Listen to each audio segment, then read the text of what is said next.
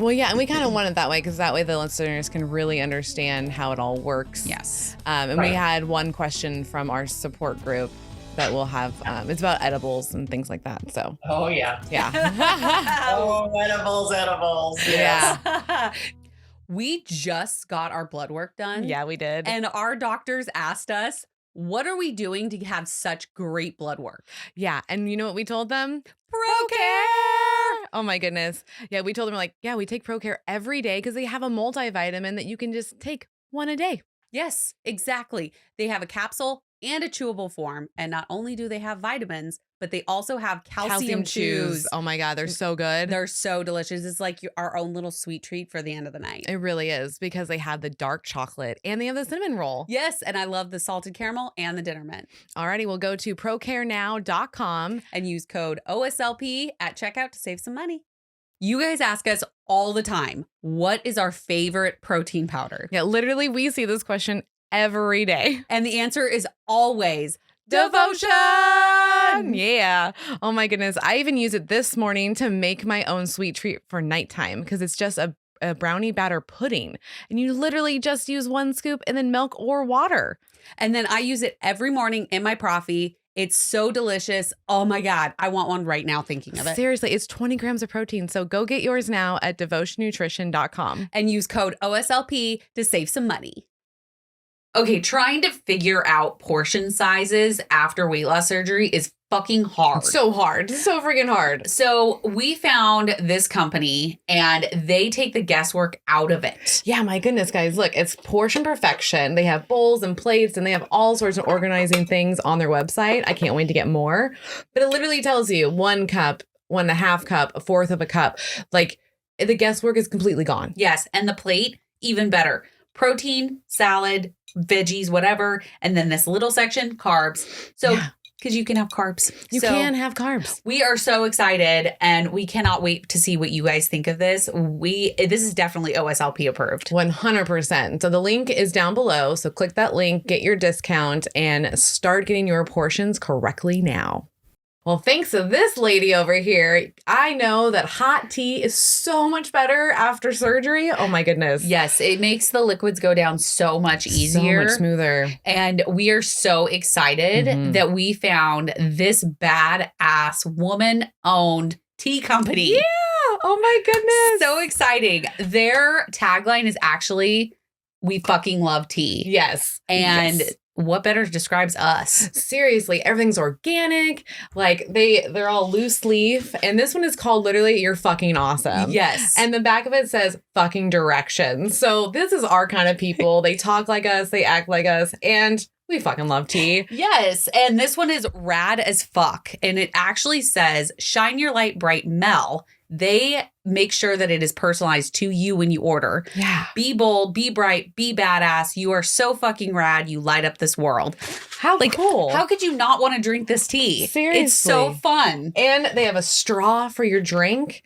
Pretty wicked because it's loose leaf, but the straw does not make any of the leaves come up. Exactly. And we have been nonstop drinking this tea since we got it. Yes. So we need you guys to go over and go to their website, modestmix.com. That's right. And order your tea. Don't forget to use our code OurSleevedLife20 to get a percentage off. That's right. Go now. Welcome back, OSLP family. Welcome. You are listening to Our Sleeve Life podcast, and this is Kelly. This is Maha. And we, as always, like to remind you that one of the coolest events is coming up in November of this year. And it is very cool because your girls are hosting it. We are. And it's the Just Be You Bariatric Award Show. Yes, it is in Portland, Oregon. At the Aladdin Theater. It is a historic theater and it is freaking amazing. Yeah, it's beautiful. I have not been inside yet because they've been doing renovations and stuff. Mel has gone to several shows there. I have. And I've seen pictures. So I'm really excited that we possibly are going to get to go in next week and see it and kind of envision what it's going to look like. Yeah. Because, my brain's going crazy with all of the plans. I know. And nominations just closed. Voting starts August 1st. That's right. I can't believe it. I know. There's so many like fun people that got nominated. And just know if you got nominated, we're going to have something for everybody. Yes, you will be included in the show. Yeah. So no matter what. Yes. And tickets are on sale right now at oursleevelifepodcast.com. Yeah. And you just go to the Just Be You Award Show tab and scroll down. It's right there. There's a little clickable link and you can get your tickets. And they're $80, but that covers your swag bag, that covers your seat, the show, seeing and meeting everybody from the bariatric community. The pink carpet. The pink carpet. I mean, beyond anything, that's my favorite part. Yes. Like, yes. we can't have a red carpet. We have to have a pink carpet. That just goes with our style. It is. And you get professional photos done. So. Yes, we will have professional photographer on the carpet taking your photos. You will not have to hand your phone to anybody because we will share all of those photos after the event. That's right. We are going to have an after party, of course, and everybody can eat and drink and have a good time and meet each other and mingle. And we may have something extra at the after party. Because of course we do. Because of course. So there's lots of fun going to happen. It's a one-night event, but we would love to see you come to Portland, our backyard, and be a part of this. Be a part of it because our sponsors are making this possible. Yes. So we want to give a big thank you to ProCare. They're our top sponsor. Yes, and you guys know how much we love ProCare. The whole team over there is just... They're amazing. We take their vitamins every day, so it's kind of perfect. Our missions align. Meant to be. Seriously. And then speaking of missions, you guys know our mission aligns with this lady, Jamie, the sleep dietitian. Yes.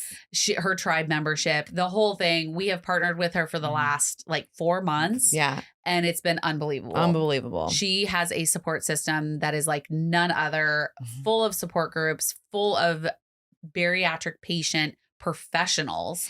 So they know what you're going through. Right. And they're always open to answer questions. I've gone to a ton of their support groups and I just always feel better with leaving those. Yeah. You've always come back with a happy face. Yes. Even when I'm having a bad day, I hop in one of those. I chat. I meet other bariatric patients and it makes my whole day lighter. I love it. Love it. And then we also get to have Miss Tabitha. Miss Tabitha. She is the Berry Boss on Instagram and she is the real Berry Boss. The real Berry Boss. The real Berry Boss. And she has become a very fast friend of ours. Yes. We've known her for over a year. Yes. She's a bariatric therapist. And she's amazing. She has these like nuggets of information or quotes that just like stick with you. And I've used them and they work. They do. They definitely do. And then we have Own Bariatrics, which is Nolani. And she is new to us, but we cannot wait to hug her in person. I know. She's so sweet. She is such a sweetheart. She seems like such a sweetheart. I'm sure she is the person too. And she's a personal coach. She is a personal and she's had bariatric coach. surgery. Yes. So yes, it's going to be really cool. And then we have Dr. Eric Smith coming to not only present, but they're being a sponsor. Yeah, he's from, if you guys don't know who Dr. Smith is, he has that TLC show. Yes, it's 1,000 Pound Sisters. And so Georgetown Surgical is going to be sponsoring the event also. Yes, and then Dr. Cribbins and Marty and Heather are sponsoring. Of course, we can't forget Marty. Because it's the Texas operation, I believe is what they're called. Yes. Yeah, so they're also sponsors too. So if it wasn't for them, this wouldn't be a live event. And yes, they fully support what we're doing here. Yes. So we need your support by going and getting tickets and coming to Portland and being a part of it. Yeah. And then there's also a free way to support us. So that's just going over to YouTube, hitting subscribe, hitting that little bell, because you guys get video episodes every Tuesday. Yes. And speaking of video episodes, you get them 10 days sooner if you sign up on our Patreon. Yeah. It's patreon.com/OSLP. And you get to pick your tier. You can support us at whatever monetary level that you can.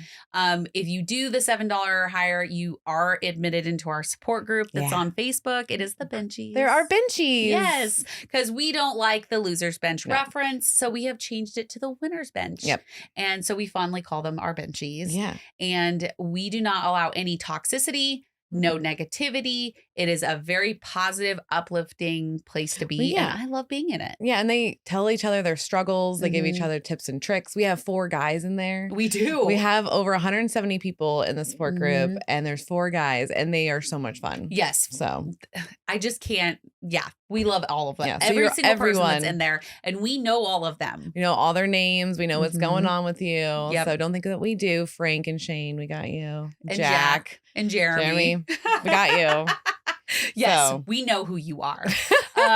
So the really cool episode that we have for you today is something that we have been talking about since I think we started the podcast. I was like, we eventually need to have this person on, but I don't know when.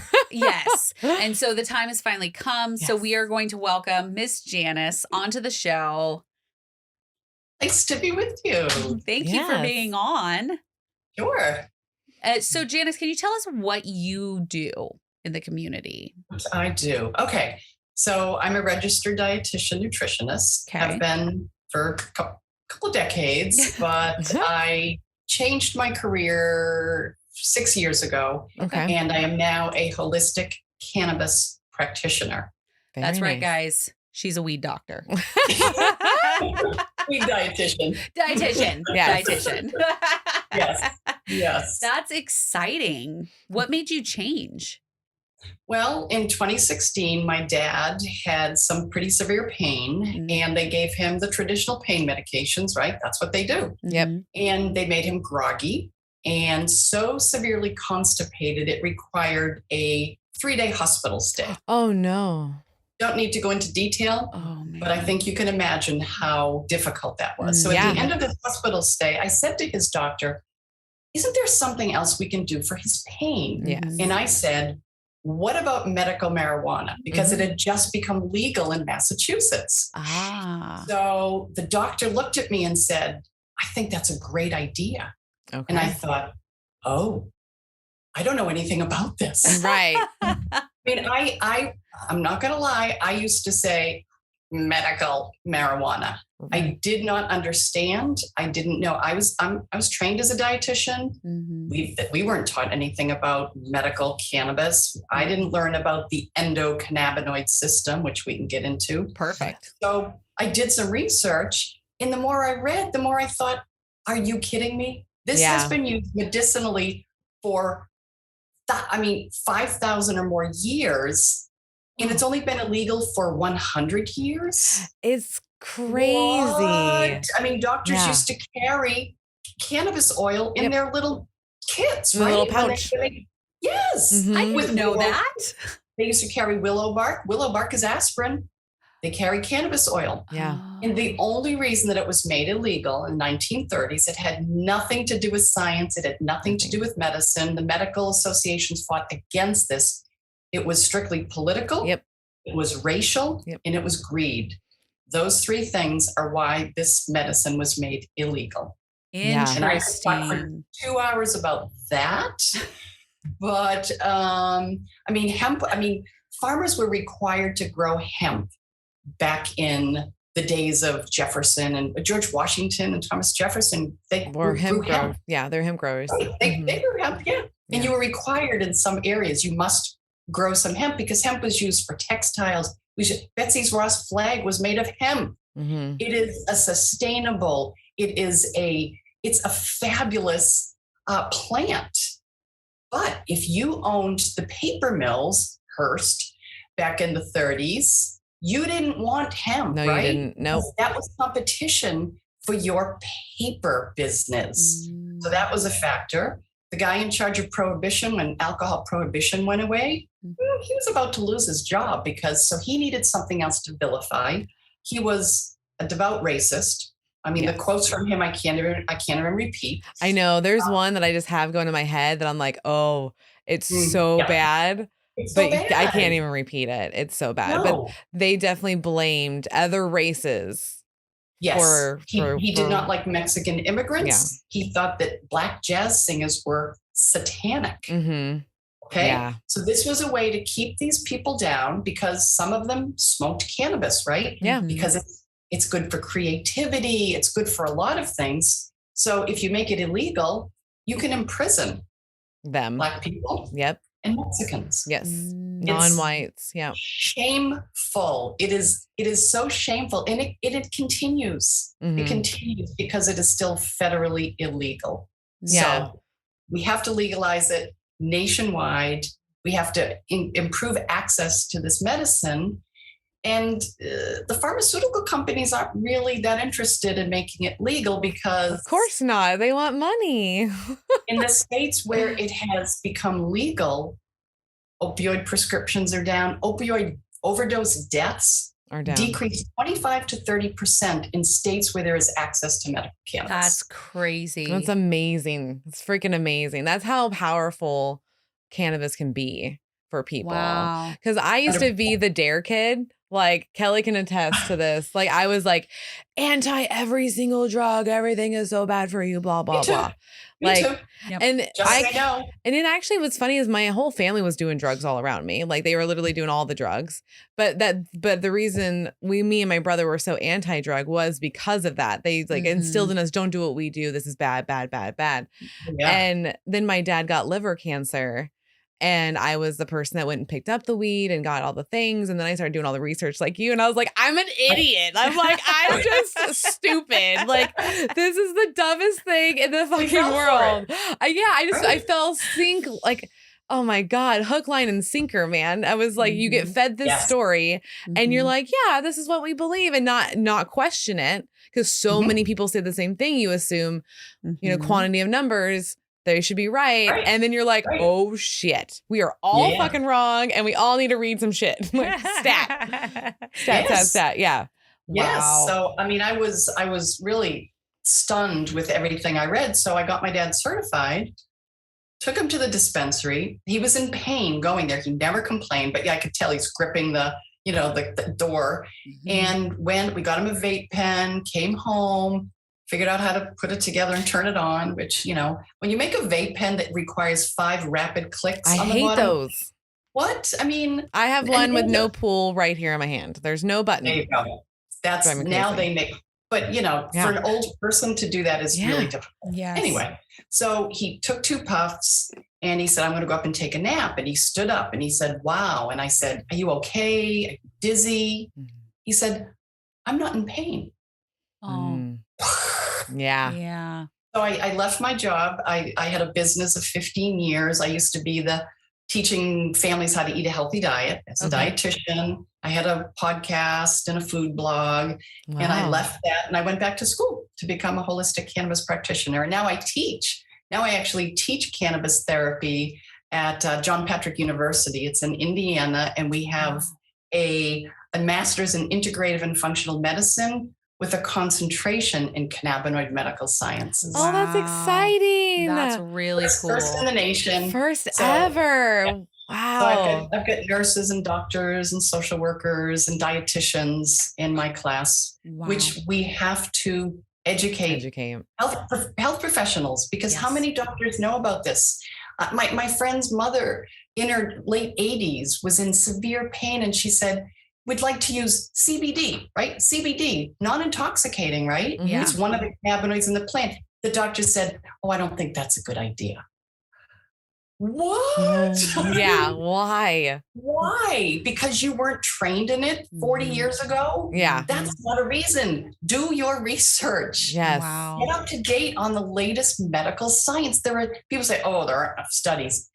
There is so much research. The National Institutes of Health have come out to say, yes, there is significant evidence that cannabis is very good for pain, for example, and for appetite, which we'll talk about because the THC can increase appetite, but there are other things that don't. So, yeah, I mean, the research is there. Doctors need to do their due diligence, and dietitians and nurses and everyone. We all have to be open-minded and learn about this so that we can support each other. I like that. Yeah, because even so my husband just went through a big ordeal. He was in a stay of 42 days in the hospital, 16 surgeries. And as we leave, he's like, what can I do besides the opioids, the narcotics? And they're like, to be honest, just smoke weed. And because what's funny is Eric doesn't, and I'm the one that does. So it's hilarious that like now he's doing it and it's helping. Yeah. Like he still uses both the narcotics and the weed together because like what I'm doing is I'm making it prolong. Like that's what I can tell what's happening. Instead of him wanting it every 3 hours, it's 5 hours now. So it's working. It's just like you have to like have a good mindset going into it. I feel like, and then you need to like just let it do its thing, because it will work. It will help. Right. I mean, I always tell people there are 3 ways to use it. For example, for pain. Okay. A, to use it instead of the opioids, right? To supplement so that you can decrease your dose, like your husband, right? You can use less. And then third, when people become addicted to opioids, which is a tragedy, and it happens all the time. The people, they're prescribed all these opioids, they are physically addictive. So in order to come off, you can add CBD and cannabis to help manage the anxiety, the craving. CBD in particular is good for anxiety and craving. So if you add CBD when you're coming off opioids, it just makes it easier. Okay. Oh, that's good to know. That is good to know. Yeah. Yeah. I think the opioids, I mean, you always hear, oh, I had back surgery and then now I'm addicted. Or I had knee surgery and now I'm addicted.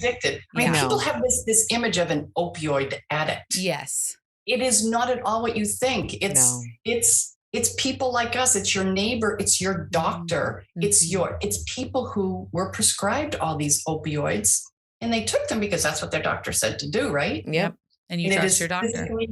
Physically addictive, unlike cannabis, which is not physically addictive. Some people do become dependent on cannabis. Okay. Because it manages their symptoms. So they're so dependent on it and it's hard to get off of it. Maybe 8 to 10% of people have a hard time getting off of it, as opposed to, people who become addicted to opioids, it's much, much higher. Wow. Well, yeah, and I can attest where I'm like, you know what, I'm just not going to. And then it's funny because like my brain just was like, okay, you're not doing that. And I've gone days, weeks when I'm not smoking. It's not a big deal. But I do notice a physical difference in my mindset, has really helped my anxiety. And then like legit the CBD pain, like it really helps because me and Kelly were both getting like this neck pain. It was coming down our arms and we were having it on opposite sides. So it was kind of funny. One whole body. Yeah. Like it was my right side. It was her left side. Yep. And because we're in Oregon, so we have full access to CBD with a little bit of THC and stuff. So I took a 4-to-1 and within 20 minutes, my whole side was fine. And I was like, oh my God. I'm like, I can move and it does not hurt. Like, this is crazy. Yep. It's really. I was the biased one because I was bedridden for 5 years before I had bariatric surgery. And I had chronic pain. I couldn't stand for more than 10 minutes without pain. I fell all the time. It was not a good situation. But Mel would always say, like, maybe you should try some weed. And I was like, nope, I don't need it. Nope, I don't like it. I don't like how it makes me feel, blah, blah, blah, blah. I didn't want to. She let me not do it. Yeah, you do you, girl. But it's, I wish that I had been able to hear, and that's why I was so excited to do this episode with you, was to hear from somebody, because I saw all manner of doctors. Not one person was like, well, maybe you should try some CBD. Maybe you should try some THC. They don't suggest it. Some of them, if you ask them, like, why didn't my dad's doctor suggest it in the previous 2 years when he was in pain? Why didn't he say to me, maybe you could try some medical or some cannabis? Yeah. They don't. But if you ask them, some of them, not all of them, believe me, a lot of them are still in the dark ages, but some of them will say, yeah, I think that's a good idea. Even hospice workers. Now, here's a situation where cannabis is such a tool for someone at the end of life. Yeah.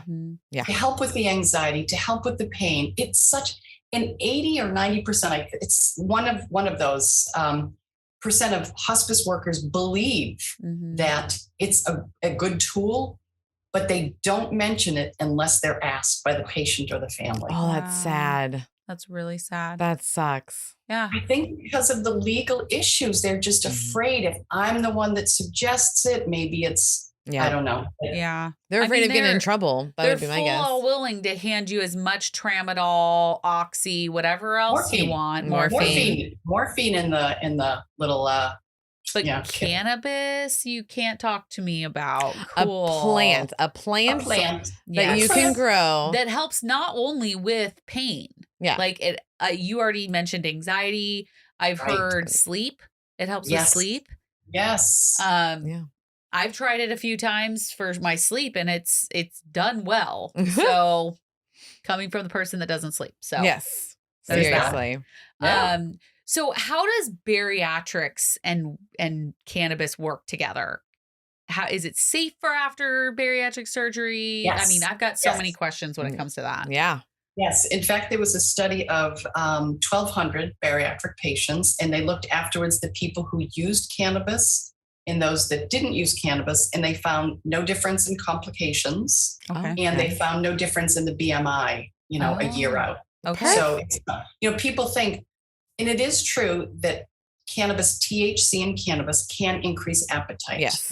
But all the studies show that cannabis users actually have a lower BMI. Generally speaking, if you look at 100,000 cannabis users and 100,000 non-users, they do not have an increase in BMI. So they don't weigh more. I love it. Why is that? Maybe it's because you feel better so that you can exercise. You're not in pain. You feel better. You can go out. You can do things. I don't know exactly what it is. You know what's helped me? Because with weed, you kind of are in your head a little bit more, right? You talk to yourself a little bit more. And this is what I noticed. Kelly knows exactly where I'm going, is like, as a bariatric patient, you start asking yourself questions about, why am I doing this? Why am I eating these foods? You do the whole kind of process. And I notice that it works more because I am processing because I'm smoking. Yeah. Like it allows it, and I'm calm about doing it. So I feel like as a bariatric patient, it's good for you because you can really ask yourself these questions and not feel uncomfortable about it. Right. So I like it. Yeah. I like it a lot. So how soon after bariatric surgery is it okay to start smoking weed or using a vape pen or however? How soon is it safe to take a pain medication? Oh, that's a very good question back to me. Yep.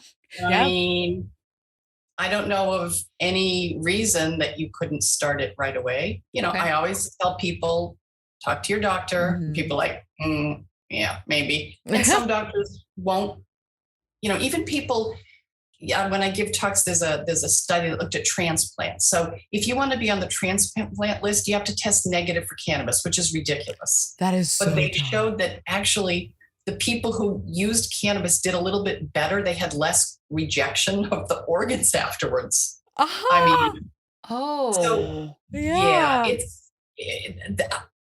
I know of no contraindication for using cannabis therapy after bariatric surgery. I mean, sometimes they want you to stop a few days before surgeries because of the anesthesia.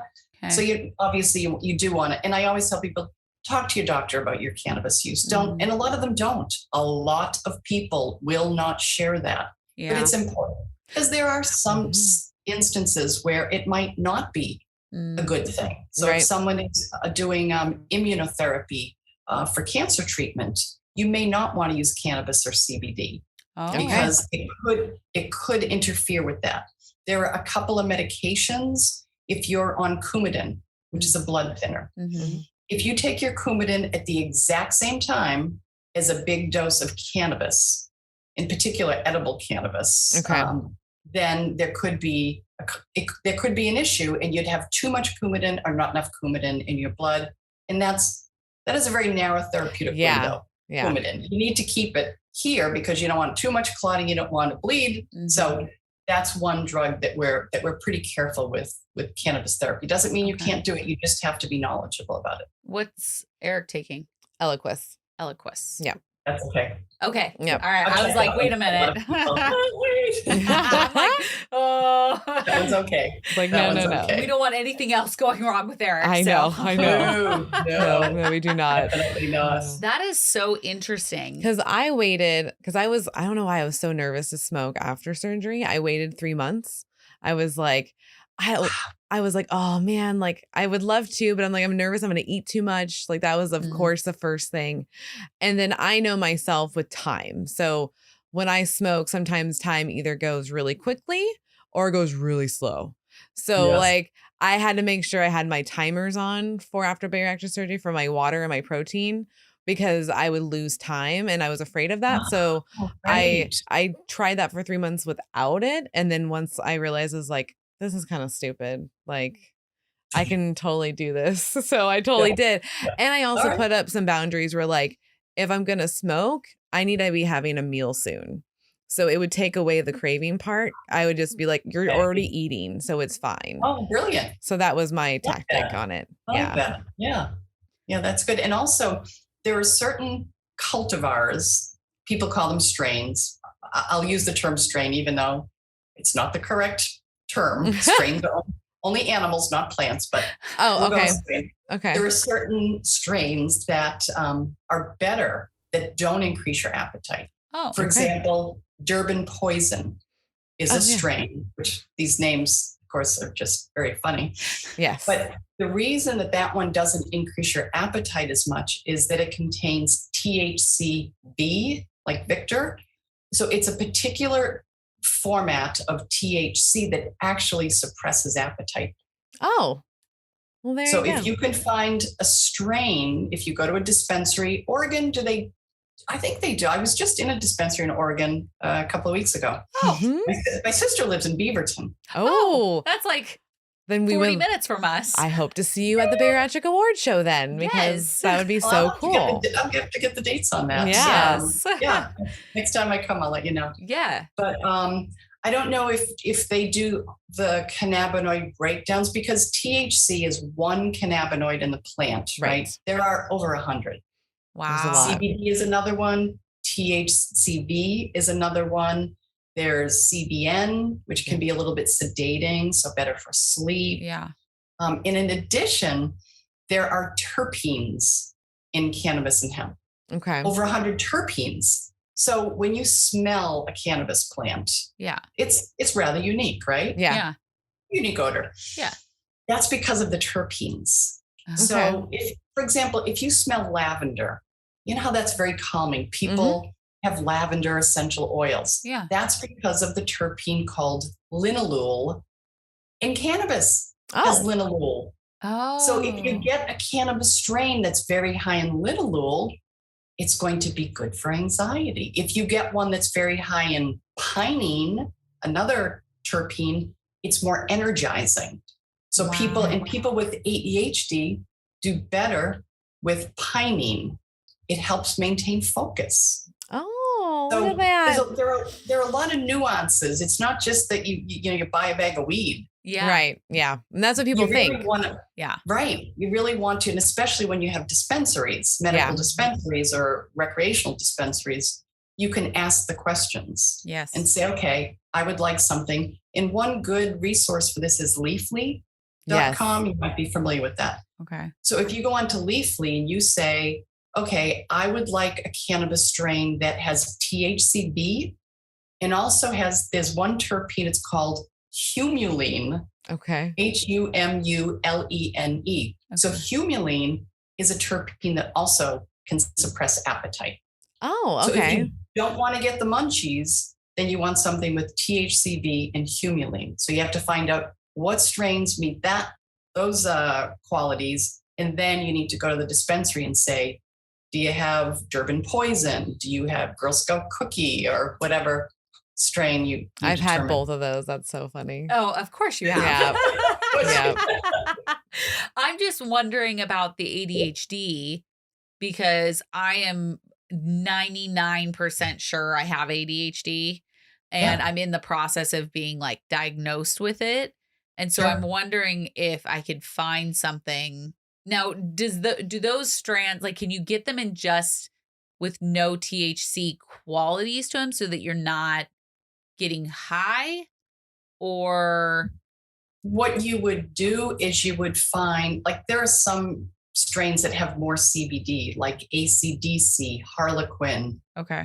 So you would find one of those that also has pinene. Okay. And if you microdose THC, I just had a client an hour ago, and we were talking, and she's very, very anti-cannabis. Oh. But she has a condition that it could really help her. I mean, there are certain conditions. I mean, there are three that Dr. Ethan Russo, who is really like the father of cannabinoid science, he says are due to an endocannabinoid deficiency. And I'll tell you what that is in a second. Yes. I mentioned endocannabinoid twice. And that is IBS, fibromyalgia, migraines. Those are all due to this imbalance. So we have this endocannabinoid system. And I never learned about it, but it is a huge system. We have receptors from head to toe. Yes. So we have these receptors for cannabinoids in our body. So if we use cannabis or CBD, what happens is you take it and there are receptors. So it goes into a receptor and it's anti-inflammatory. It increases serotonin. That's part of the anti-anxiety. Okay. So we have these receptors. But why would we have receptors for the cannabis plant? Does that really make sense that we would evolve to have, because not everyone uses cannabis. Mm-hmm. What we found out in the late 1900s, 1990s, is that we make cannabinoids on our own. Yeah. Oh. We make, one of them is called anandamide, and that's called the bliss molecule. So if you make a lot of anandamide, your incidence of anxiety and depression is lower.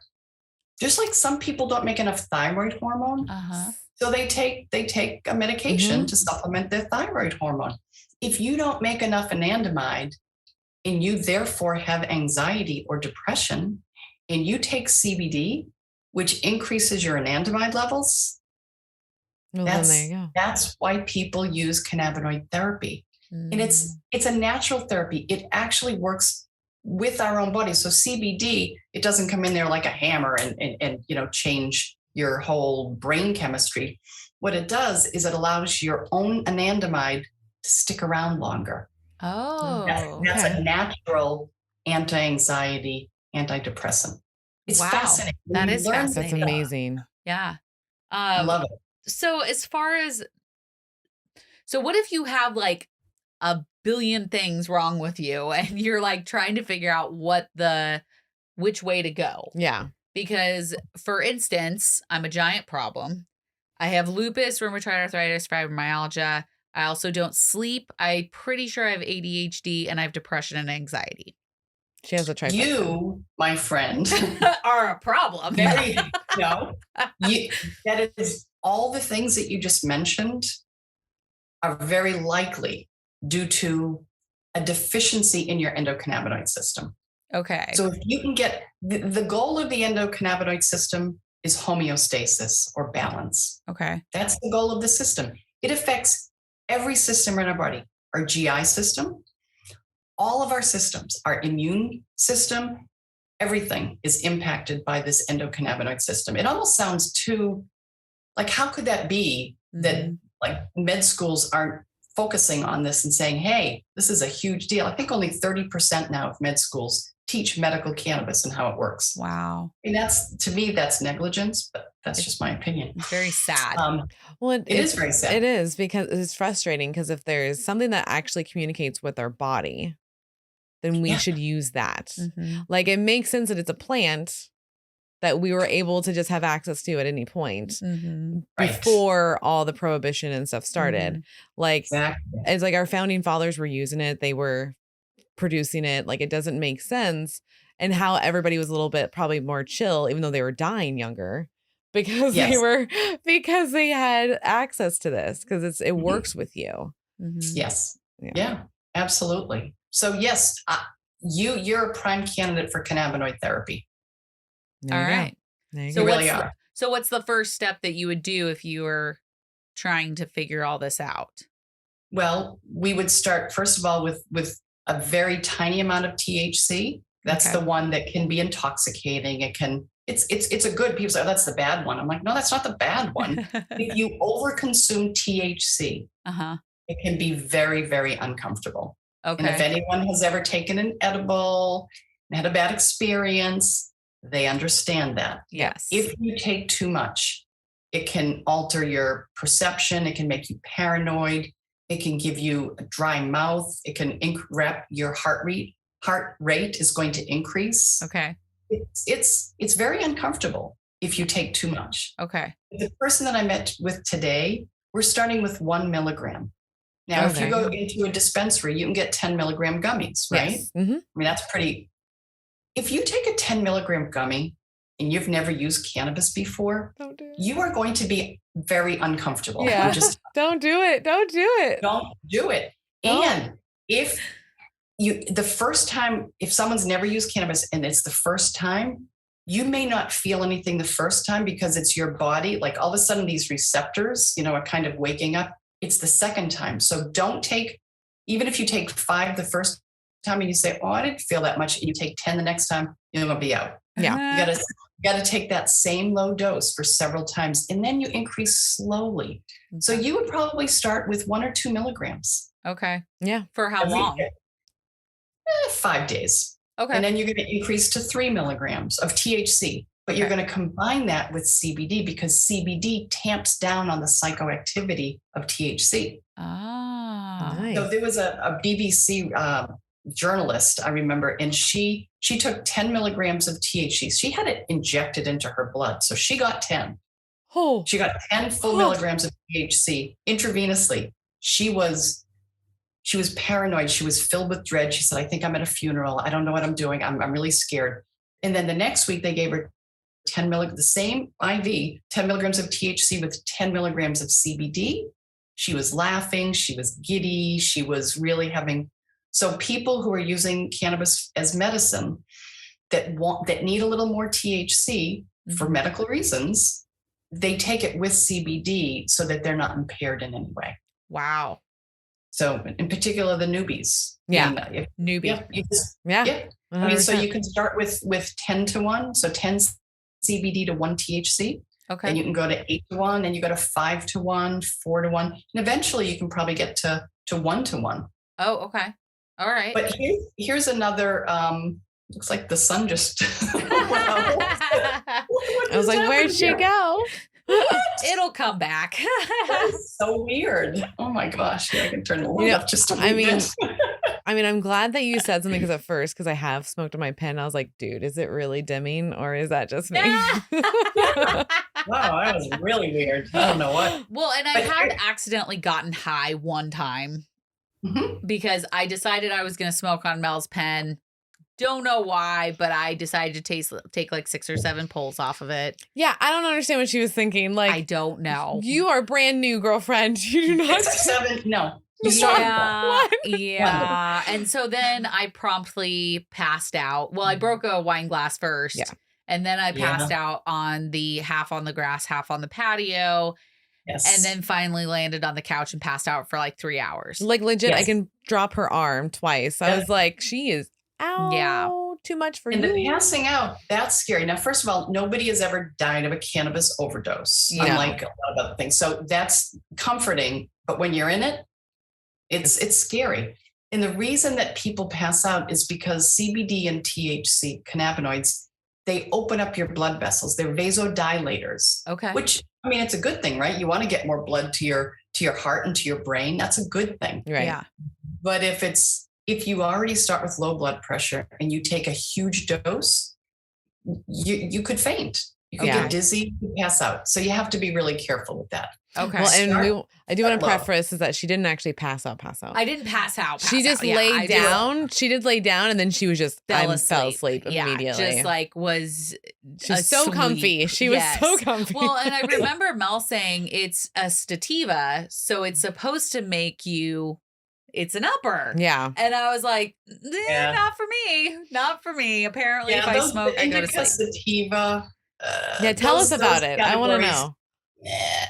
It's not what we use. You really have to look at the cannabinoid profile and the terpene profile. It's a general rule. Gotcha. It's a general rule. Okay. But it's really not, it's not the best way to determine what the effects will be. Got it. Okay. Got it.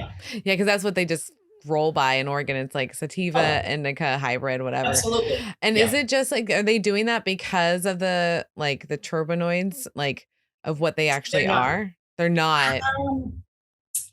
That's a good question. If they're actually looking at the terpene content to determine that. Yeah, because indica, what I notice if I do smoke that, like I'm about to go to I'm really comfy and I'm going into bed.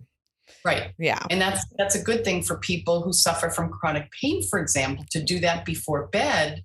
That's what you want. Yeah. You want to be tired. So you want something. Myrcene is a terpene that's very sedating. So you want a particular strain or cultivar that has a lot of myrcene. Beta-caryophyllene is a terpene that's good for pain. Okay. Right? So you want beta-caryophyllene, you want terpene. Linalool is the anti-anxiety one. Humulene will decrease your appetite. But I love your strategy, Mel, of using the cannabis before you're going to eat anyway. Yeah. Right? So you don't want to do it 2 hours after you've eaten, because now you're going to want to eat again. Yes. And as a bariatric patient, we don't want to do that. No, we don't. Right. So that's a brilliant strategy. Yeah. And she shares it with anybody who asks, which is a good thing, because it gives you kind of a plan for when you do start smoking weed. You're like, okay, this is how I'm going to use it. Yeah. And, most of the time she would do it right before bed or right before dinner. Yes. Because she would work during the day and then smoke right before dinner. And then we started recording the podcast and that kind of. Well, I mean, you just have to learn like what you can and can't handle. It's kind of the same thing with the bariatric patient. Like you have to get on track of like the protein in the water. Yes. And then now, like if you want to use the cannabinoids, you need to know like how you're going to react. Like there's 2 rules I have though for myself, and this is just for me. And I know it's different for everybody. I cannot work on it and I cannot drive on it. There's no freaking way. I've done both of those before and it was stupid. Like I got safely home, but like afterwards I did not like that feeling. And I was like, we'll never do this again. No, you don't want to drive when you're medicating. No. And I was like, nope, never again. Did it once working. And I was like, I don't even remember what I just did. We're not doing that ever again. So you just have to really listen to your body and know who you are with the medicine. Well, and the way I look at it is if you are taking an opioid or you are taking some type of pain medication, you're not going to drive on that for the most part. Yeah. Like so it's the same type of thing. You're using it for a medication purpose. So same thing. Don't drive on it. I mean, you wouldn't take a bunch of opioids. I don't know why I can't say it right either. Opioids and then go to work. Like you shouldn't. Anyways, but I mean, like if you're gonna have to be responsible, you probably should. I think that's the biggest deal with anything. You just need to be responsible with it. Think it through. Exactly. You know. Exactly. And we did have a question from one of our patrons. They were asking about edibles, like with our tiny tummies. Is there like a time frame of when they should start, shouldn't start, how much, those kind of things, and how does it react in the body? Because like I know for me it's way different than if I smoke a joint versus have an edible. So so edibles. Yeah. If you smoke, all the things. If you smoke, you see an effect within 1 to 5 minutes, right? Pretty immediate when you smoke. When you take an edible, it can take 30, 60, 120 minutes. Yeah. Which is why people get into trouble, because they take a little bit of an edible and they wait an hour and they're like, that didn't do much. So then they take another few bites. Yep. And then when it all hits, they're completely stoned and incapacitated. Wow. So you have to wait 2 hours. You have to start very low. Now, as far as the exact timing, I mean, what happens with an edible, you eat it, it goes into your stomach and it's absorbed and it goes through your liver for processing. Okay. So once it's processed, the reason that edibles can be more intoxicating is that going through the liver, it changes from one kind of THC, it's called delta 9 THC, into 11-hydroxy THC. It just, when it's metabolized, it changes and it can cross the blood-brain barrier, which means it's more intoxicating. So edibles can be a lot more intoxicating. So you need to just start with a little amount. I can't stress that enough. If you have a gummy, I mean, I've cut the gummies into 6 pieces. I mean, and then you're just taking, if it's a 5 milligram gummy, you're getting a little less than 1. Maybe I'd cut it in quarters if it was a 5. Okay. But if it's 10, I'd probably cut it into 5 pieces. And then do that for a few days and see how you feel. And then, a lot of people, it's better to take it at night. But there are some people who have such severe pain, they have to medicate during the day. Yes. They have to. Yes. And once your body does develop a tolerance to it, so if you're a long-term medical cannabis patient, you can use cannabis in the morning and you can work perfectly successfully because your body has gotten used to it. Yeah. Okay. And on that note, when you use cannabis, you really should take a tolerance break. If you start using today, let's say, I don't know, maybe Kelly starts today and she's using, I'm just going to make this up, 5 milligrams a day. Mm-hmm. 5. In about 3 or 4 weeks, that 5 milligrams isn't going to do it. It's not going to take care of your pain like it used to. Mm-hmm. So now you need 8. And then you're going to do that for a couple of months. Well, now you need 10. Now you need 15. And now you need 20 to get the same level of relief. Okay. That's because if your receptors keep getting bombarded with THC, they're like, that's too much. So they go like this. So now you need more and more THC. There is a way to get around that. You must, anybody using cannabis medically or recreationally, you have to take a tolerance break. So if you use it for 6 days a week and then take a day off, now those receptors that were just saying, I don't know, now they're going to open back up again. Okay. If you use it for a couple of months, you're going to have to take a week to 10 days off. Okay. So it depends on the person. And when you do that, when you take your THC tolerance break, I always tell people to use CBD because I have hundreds of patients. Most of my patients can manage their symptoms with just CBD. Wow. Nice. So I've got tinctures and I've got soft gels and I've got a bunch of different CBD products. I have a water soluble one that you just put in a tiny amount of water. You put 3 or 4 or 5 or 10 drops and you drink it. And I have a woman that was on Percocet for 15 years, every day, multiple times a day to manage her symptoms. She has post-polio syndrome. Oh. She no longer needs Percocet at all. She just uses that water soluble tincture. Wow. So, wow. And I recommend that some people add THC. So if I've been working with them for a few months and they're like, yeah, my pain's gone from an 8 to a 6 or a 5.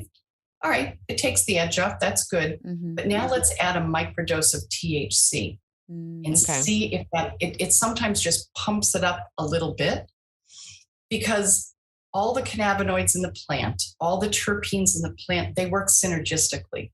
Okay. It's called the entourage or the ensemble effect.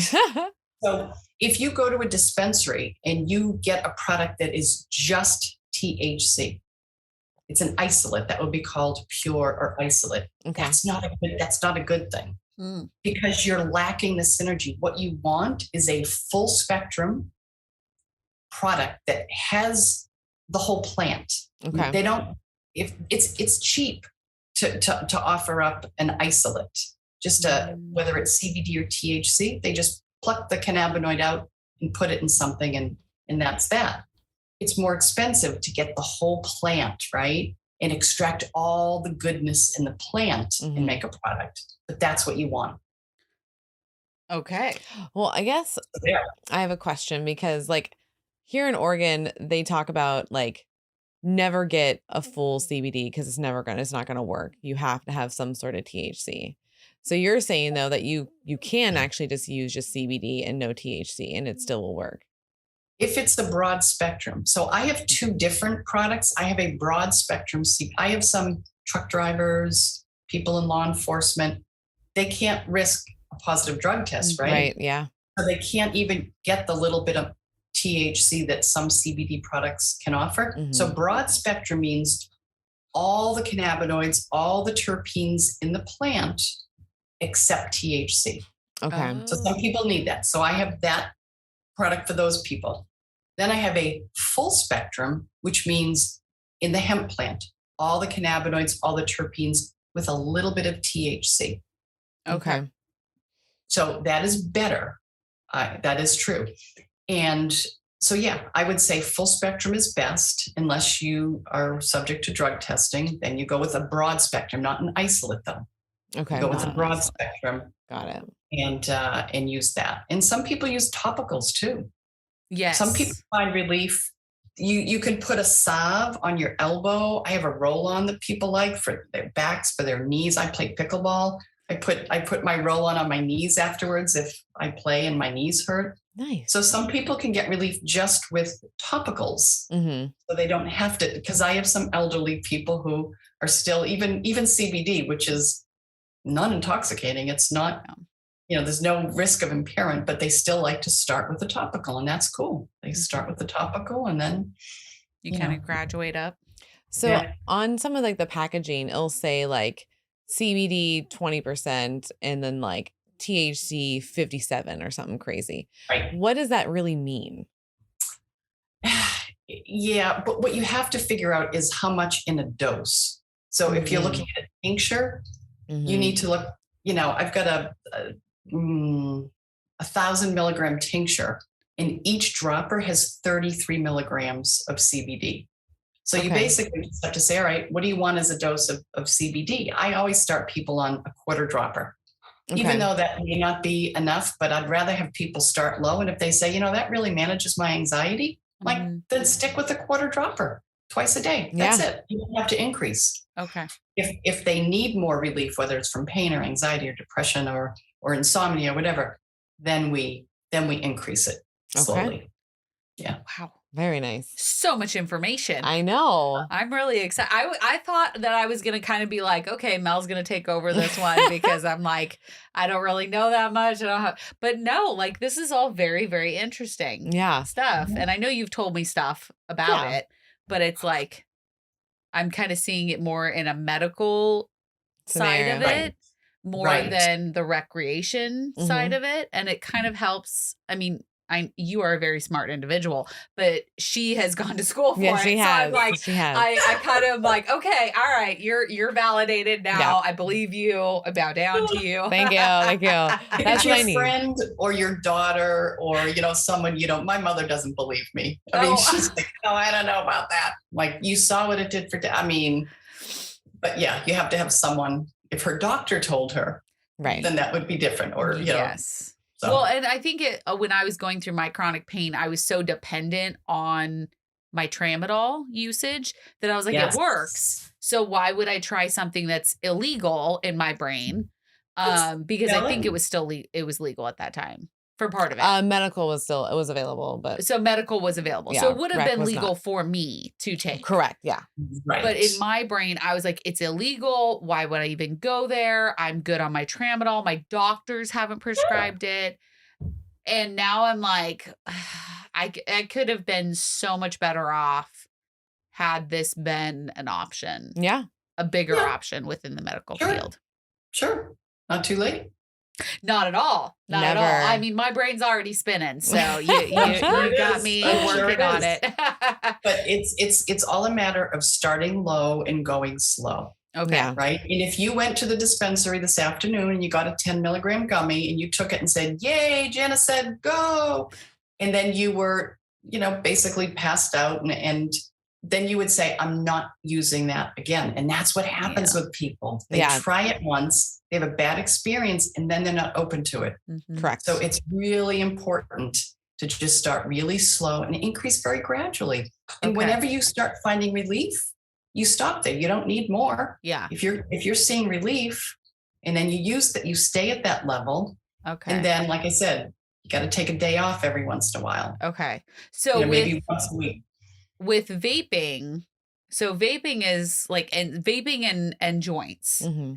How would you, because with a gummy or an edible, it's easy to like cut it into 5 and like portion it out. Mm-hmm. How would you do that if you have a vape pen or a joint or something like that?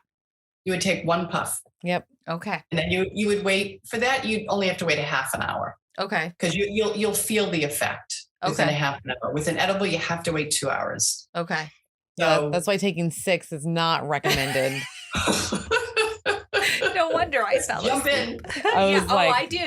I do. Once I've made a decision, I like lock eyes true. and we go down with the ship. Mm-hmm. So So you're going to take 1 puff. Yeah. You're going to wait an hour. Then you're going to take another puff. And then you'll do that for, a little bit. Okay. And then you might get to the point where you say, all right, I didn't have any bad effects. It knocked the pain down by 10%. So next I'm going to try 2 puffs. Okay. And I always tell people, be home when you do this. Okay. Yeah. When you start experimenting. Okay. Yeah. Try it at home. Don't be like, okay, I'm going to go grocery shopping. I'm going to take 3 puffs to see how that feels, be in a safe place. Okay. From experience, I don't recommend that. Yeah. For me, it would probably be like right before bed. Like, when you're chilling in bed, like take a puff. Okay. Yeah. Now it's been an hour. Okay. Take another puff. Because my main thing I think it is the ADHD. And then the fact that I don't sleep. Because I will go 3 or 4 days with only 4 good hours of sleep a night. Yeah. And then I finally crash. Right. But if I could get a solid, even 6 or 7, Every I would night? be in a better headspace most days. Right. And you can take a puff before bed, and then when you wake up, you can take another puff. I mean, before bed, an edible might be better because it's longer lasting. You can get 6 to 8 hours of relief with an edible, whereas you're only going to get 1 to 3 hours of relief by smoking. Okay. All right. Yeah. So you have to experiment. And also, I have to tell you that there is a certain percentage of people, maybe 10%, who will never see an effect from an edible. Really? Yeah. Huh. Why is that? Because they're lacking the enzyme in their liver to metabolize. That sucks. So if someone says to you, really, it is true that there are some people. Now, if you don't see an effect on the first time, like I said, there are people who don't see an effect on the first one. Okay. But if after 2 or 3 times of 5 milligram edible, and they say nothing, you say, okay, then you need either a tincture or a vape pen, or you need to smoke it or put a tincture. This tincture under the tongue would be for them. So you put under your tongue, you hold it for a minute, at least a minute. Okay. I always tell people to take 10 slow, deep breaths when they put a tincture. I have a peppermint tincture. Put it under your tongue, 10 slow, deep breaths, swish it around your mouth because it's absorbed through, the membranes in your mouth, and then swallow it. Okay. And then it should take effect in 15 to 30 minutes. So, okay. Because I'm doing that with Eric. I do the tincture stuff, right? Under the tongue. Yeah. But we just normally just put under the tongue and then that's it. So he needs to actually have it sit there for about. Yes. At least a minute. At least maybe a full that's minute. Why it's not as effective. Yeah. It could be even more effective then. It's an edible if he just swallows it.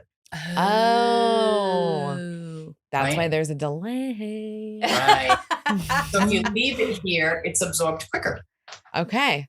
Yeah. Okay. And water soluble, like I said, I've got this water soluble tincture that people love for pain. That's absorbed within 1 to 5 minutes, much like smoking. It's very fast acting. It's a nano technology, little small. And as soon as you drink it, it's like absorbed right through your esophagus and your mouth. It's pretty cool. That's amazing. Whoa. So for people who have severe pain that might come on suddenly, you either have to smoke, vape, or use a water soluble tincture because you want fast relief. You don't want to wait 20 to 30 minutes for a sublingual, and you certainly don't want to wait 2 hours for an edible. No, you don't. Your pain. Yeah, not especially for people that are in chronic pain. Yeah. Sometimes, like, because Kelly's in chronic pain, my husband has chronic pain. I see it on a daily basis, and it's like, I would love immediate relief. You guys need immediate sometimes because I feel so bad. I'm like, if I could just take it away, yes, I would. But it's like, how fast can we get this done? Yeah. Yeah.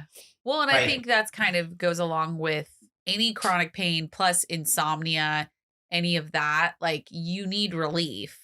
Yeah. And you need to either fall asleep or you need relief with the pain. Like, and it needs to be immediate more than, it's going to be 2 hours. Even his narcotics take sometimes up to 30 minutes for him to feel the full effect of it. So like 30 to 45 minutes. So it's like, if he can get quicker relief, then let's do that. Yeah. So definitely.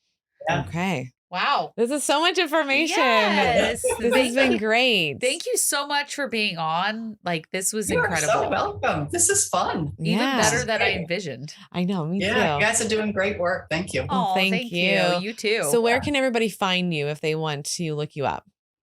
My website is Jannabis Wellness. So it's cannabis with a J, JANNABIS, jannabiswellness.com.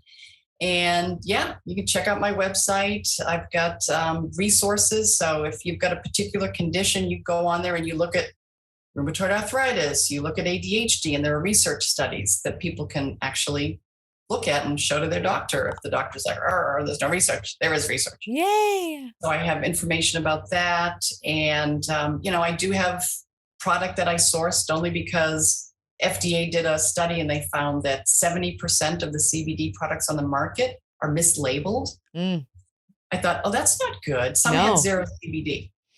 So it's not regulated. So I thought, okay, if I want my clients to get the best quality, so I did a ton of research and I found an organically grown products out of Colorado because I've been doing it a long time. Yes, they have. And so I wanted just to refer people to buy their product. And they're like, yeah, no, we don't sell retail. You have to buy wholesale and resell it. I was like, but I did. And it's good because now I know if I work with a client and they say, I'm not seeing relief, I don't have to wonder, was that not a good quality product? Yeah. So then we change, okay, we're going to change the dose. We're going to change the method. If they're trying a soft gel and they're not finding relief, maybe they're lacking that enzyme. Yeah. Let's try a tincture and see if that works. So wow. that's what I so. And they can find you on Instagram also. Yes. I think one of my Janice Bissex, I think on Instagram. I think so. We'll have it all linked below for you guys. So you can click on that and find her wherever you need. Yeah, if you Google Cannabis Wellness, you'll find all the places where I hang out. And if people are interested, they can use a promo code CALM, CALM. Okay. CALM, and get 15% off. So perfect. Oh, look at that. I also wrote a couple of books. I saw that. Yeah. Simple guide to CBD, which basically reviews what we just talked about and more. And then I just wrote Simple Guide to Cannabis Gardening. Ooh, okay. So for people like me who know nothing about gardening and really didn't know anything about cannabis, I wanted just a simple little book to say to people, okay, this is what you do. This is where you buy a seed. You take the seed, you put it in a paper towel in a Ziploc bag. When it sprouts, you put it in a little pot. Then you put it in a little bigger pot. And then at this time, you put it in the garden. And this is a non-toxic pesticide spray. And these are the different cultivars or strains so I put it together. Wow. Yeah. That's amazing. And that's on Amazon and it's on my website too. Perfect. Wicked. Well, good to know for everybody. Seriously, because I know in Oregon, a lot of the people here like to plant them. They like to grow. Yeah, they like to grow. So it's a good way to grow your own medicine. Yes, it is. All right. Well, thank you again, Janice. We're so blessed that you were on. Took all the time to explain everything to us. Yes, and we will. Nope. I don't know where I was going with that, but yeah.